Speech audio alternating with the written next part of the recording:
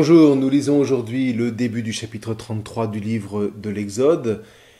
L'épisode du taurillon d'or est derrière nous, un épisode plein de tension, de violence, mais bon, voilà, c'est fini.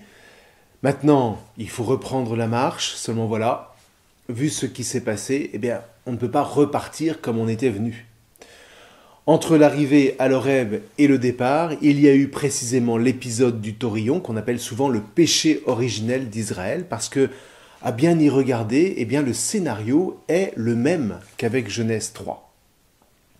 Dans la Genèse, Elohim donne un commandement, « Tu ne mangeras pas du fruit de l'arbre de la connaissance du bien et du mal », puis il se retire. À l'Horeb, Moïse proclame le décalogue au nom de Hachem, « Tu n'auras pas d'autre Dieu en face de moi », et puis il se retire. Ne sachant pas si Elohim va revenir, voilà Adam et Ève qui mangent le fruit défendu, ne sachant pas si Moïse va revenir, le peuple fait confectionner la statue du taurillon par Aharon. Résultat, Adam et Ève, désormais pécheurs, doivent se mettre en marche. À l'Horeb, le peuple qui se sait désormais pécheur doit se mettre en marche. Dans l'un et l'autre cas, la marche sera leur salut. Donc, on a bien ici affaire au péché originel des fils d'Israël. Désormais, Hachem ne se dédie pas, mais le peuple est à jamais marqué dans sa chair par ce péché et il sait qu'il ne doit sa survie qu'à la miséricorde de Hachem. Bref, quoi qu'il en soit, les versets 1 à 6 redonnent les fondamentaux. Une première étape a été franchie, on est sorti d'Égypte. Il faut passer à la deuxième, c'est-à-dire qu'on se tourne résolument vers la terre promise, aux patriarches et à leur descendance, dans les mêmes termes qu'au chapitre 3. On retrouve l'idée d'une terre où coule le lait et le miel, une expression qui, sans en avoir l'air, oriente le peuple du côté de l'Euphrate. Cette expression fait partie, par exemple, de rituels babyloniens au cours desquels on offre aux divinités le lait et le miel. Et puis, sans aller aussi loin, en Canaan, on célèbre Baal au printemps, c'est-à-dire le dieu de la fertilité, en chantant « Les cieux font pleuvoir de la graisse et les torrents font couler du miel ». Alors attention, il ne s'agit pas ici du miel des abeilles, mais du miel de date, c'est-à-dire un sirop très dense qu'on utilise un peu comme le sirop d'érable, si vous voulez. Donc, le lait et le miel symbolisent deux nourritures heureuses, intimes et maternelles, qui devaient être suffisamment parlantes pour pouvoir évoquer au peuple le territoire de la liberté, au-delà de la frontière nord de l'Égypte.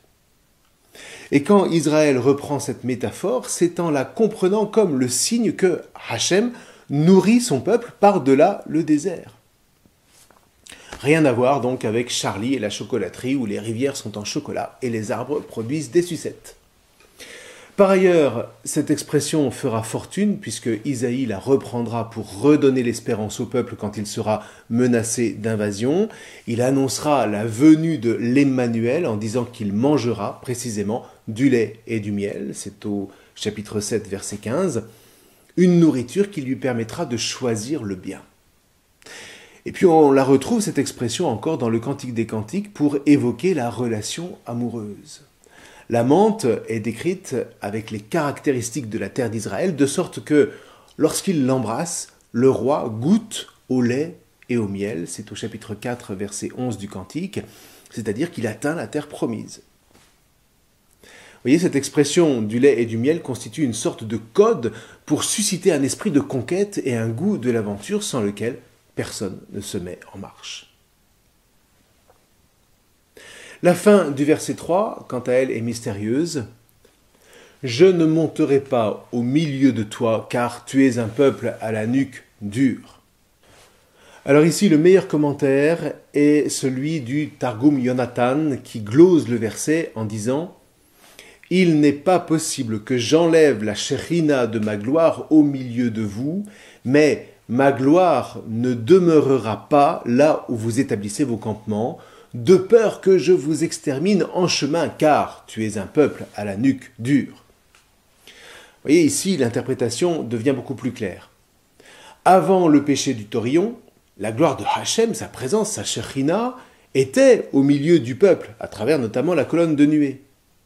Mais depuis le péché, la chose n'est plus possible pour la même raison que Moïse avait lancé les tables de pierre pour les briser.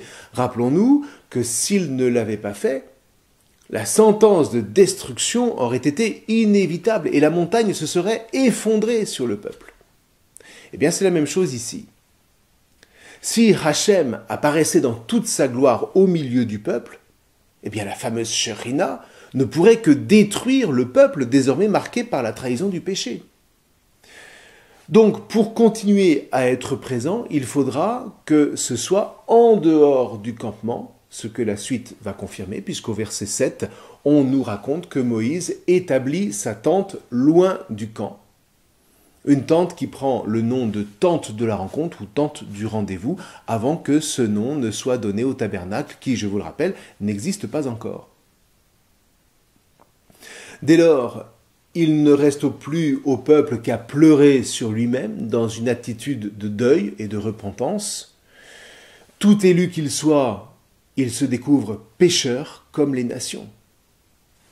Alors pécheur, oui, mais pas abandonné pour autant.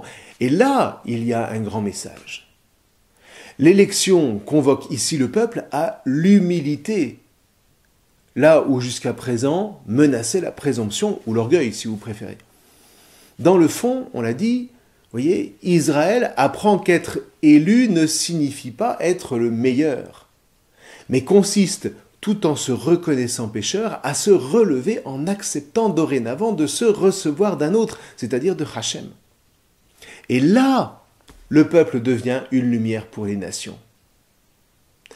Il n'est plus seulement le témoin du vrai Dieu, mais bien du Dieu de miséricorde, ce qui est infiniment plus essentiel et qui dépasse tout ce que les hommes peuvent imaginer.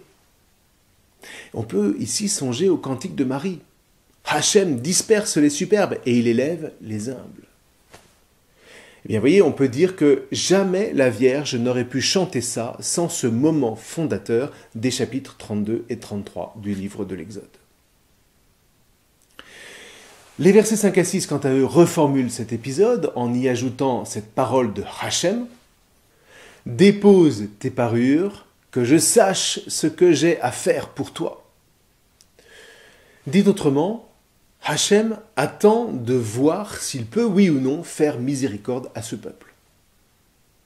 Quelque part, ce geste renvoie aux anneaux arrachés des oreilles du début de l'épisode du Taurillon, geste qui signifiait l'attachement des traîtres à l'idole.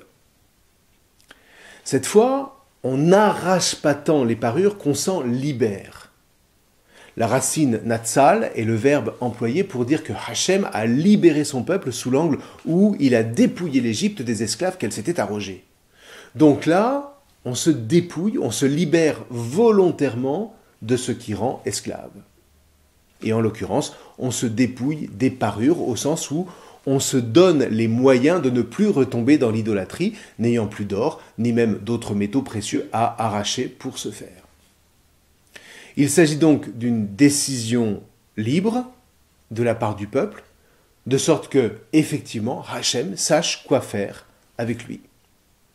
C'est un peu comme la pénitence après une confession. Il ne suffit pas de dire « j'ai péché », il faut ensuite poser un acte libre qui signifie qu'on prend les moyens de ne plus retomber dans ce péché, comme pour signifier au Seigneur que recevoir sa miséricorde ne consiste pas simplement à s'en tirer à bon compte en continuant comme si rien ne s'était passé. Bref, du coup, Moïse prend sa tente et il la monte hors du camp. Désormais, Hachem se manifestera dans cette tente, mais comme il vient de le dire, ce ne sera plus au milieu de son peuple. Quand Moïse entrera dans cette première tente de la rencontre, Hachem se manifestera à lui et le peuple assistera à cette rencontre, mais de loin, à distance. Et là survient un des plus beaux versets de toute la Bible. Hachem parlait à Moïse face à face, comme un homme parle à son ami. C'est au verset 11. Le livre des Nombres ira même jusqu'à dire que Hachem parlait avec Moïse bouche à bouche. C'est au chapitre 12, au verset 8. Comme pour dire que la Torah est en réalité comme un baiser de Hachem. Derrière cette expression, il y a toute la tendresse de Hachem qui s'exprime, mais qui, pour l'heure, n'est offerte qu'à Moïse. Vous voyez, on est vraiment loin d'une Torah dont on voudrait parfois manipuler les mots comme des outils de pensée. Ce sont les mots de la Torah qui sont nos maîtres et non l'inverse. Parce que ce sont les mots même de Hachem qui ne peuvent être reçus que dans le cadre d'une amitié. Je vous laisse ici l'interprétation du Targum qui est vraiment très suggestive pour nous chrétiens. Hachem parlait à Moïse de vive voix. Il entendait la voix de la Memra, du verbe, mais ne voyait l'éclat d'aucune face, comme un homme parle à son ami. Voilà, comme on le verra un peu plus loin, voyez, on ne peut pas voir Hachem, mais on peut l'écouter dès lors qu'on le reçoit comme un ami. Réa, c'est un mot très riche qui vient de la racine Ra'a, qui veut dire en réalité paître, c'est-à-dire mener les troupeaux, mais qui veut dire aussi suivre et par suite aimer. Dit autrement, l'ami, c'est celui qu'on aime suivre. Un thème que Saint Jean, le plus juif de tous les évangiles, exploitera en désignant Jésus à la fois comme l'ami et le pasteur. Vous voyez, là encore, le lien est vraiment intime entre Moïse et Jésus, surtout si on suit l'interprétation du Targum qui fait converser Moïse avec le verbe de Hachem. Moïse est vraiment ici la figure qui prépare celle du Messie, qui devra lui succéder, et à l'époque de Jésus, mais toute la tradition orale allait dans ce sens, comme en témoigne le Targum. Alors que les rabbins aient mis ce genre de texte à l'index après 70 et pendant les siècles qui ont présidé à la rédaction du Talmud, se comprend parfaitement. De leur point de vue, pour ainsi dire, ça donnait trop de billes à une interprétation chrétienne dont il fallait préserver la tradition juive. Sauf que, à l'époque du Christ, eh bien, cette attente du Messie, forgée sur l'amitié entre Moïse et la Memra, était dans tous les esprits. On la retrouve évidemment dans l'épisode de la Transfiguration, qui est rapporté par les évangiles synoptiques. Alors quant à lui, le verset 11 se termine par la considération de Josué, qui reste à l'intérieur, lui, de la tente de la rencontre. Il est vraiment celui qui suit Moïse au plus près. Il peut rester dans cette tente de la rencontre dans la mesure où il est le seul à ne pas avoir participé à la grande trahison de l'alliance par le peuple. Et donc il est ici la figure typique du disciple qui recueille de son maître la sagesse, mais aussi du disciple qui veille sur son maître, comme le dit très bien le livre des Proverbes au chapitre 27, verset 18. Qui veille sur le figuier jouira de ses fruits, qui veille sur son maître recueillera de l'honneur. Et de fait, Josué est bien celui qui recueillera l'honneur de son maître une fois qu'il aura reçu l'imposition de ses mains pour pouvoir guider le peuple en terre de la promesse après que Moïse se sera retiré. Peu à peu, et de manière très subtile, vous voyez, le récit introduit sa figure. On n'en saura pas plus pour l'instant. Voilà, je vous souhaite une bonne lecture de cette première partie du chapitre 33 du livre de l'Exode. Nous verrons la suite la prochaine fois. Je vous remercie.